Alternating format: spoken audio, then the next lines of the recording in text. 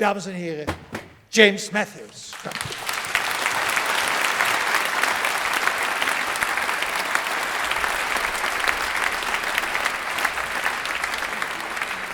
We write and we expect it can happen that we will die.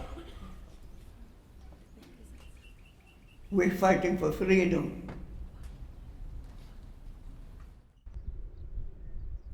When I started writing poetry, I did not write a poem to prove I'm a poet.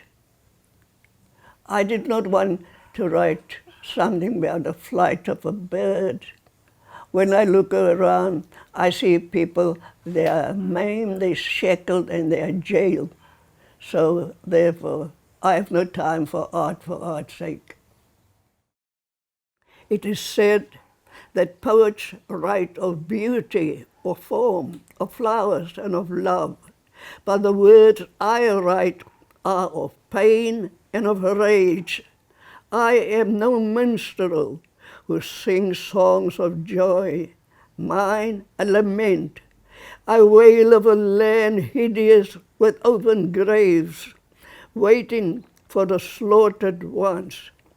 Balladeers strum their lutes and sing tunes of happy times. I cannot join in their merriment, my heart drowned in bitterness for the agony of what white man's law has done. My books have been banned. When Cry Rates was the first book that they discussed in Parliament, and they banned it 2 weeks after that. And for me, it gave me such gleefulness. They couldn't decide whether it was a book of poetry or a petrol bomb. So they banned it. On that moment when Nelson Mandela was released, what were you feeling as someone who was part of that fight to release him? When he came to Cape Town, he stood there on City Hall balcony. Yes. The street was crowded. Mm-hmm.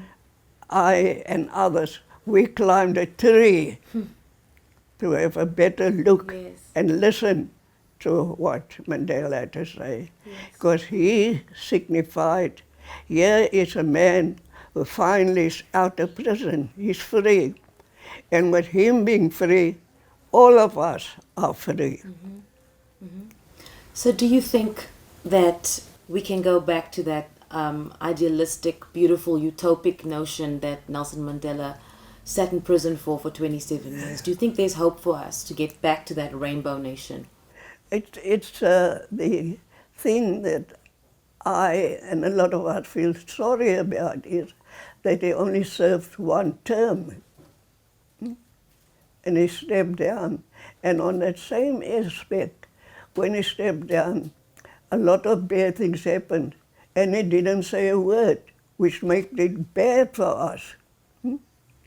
A lot of people, they expected more from Mandela, and he didn't come. So here's Mandela on top, and with each president, expectations lowered until Zuma, rock bottom. Let's talk about how we came to meet, me and you, and how, you know, this beautiful project, Freedom's Child, went from spoken word, written word to music. Well, I felt very honored that here is a person who was a singer who felt so good about putting music to my words. By doing that, the poetry would reach a far wider audience. I'd written the poem already. It had to come out, and you were the person that in my mind I've written it for. Oh, wow. Thank you. Freedom's child, you have been denied too long. Fill your lungs and cry a rage. Step forward and take your rightful place.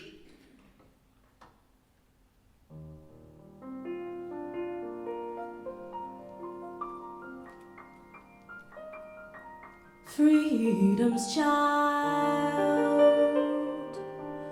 You have been denied too long. Fill your lungs and cry rage.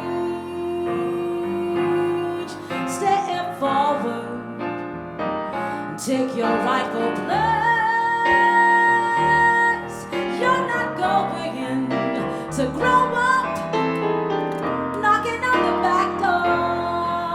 For you there'll be no traveling third class enforced by law, segregated schooling, sitting on the floor.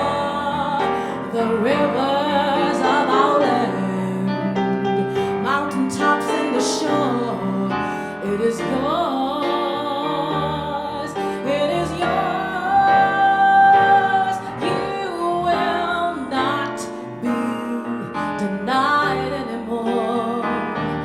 Cry rage,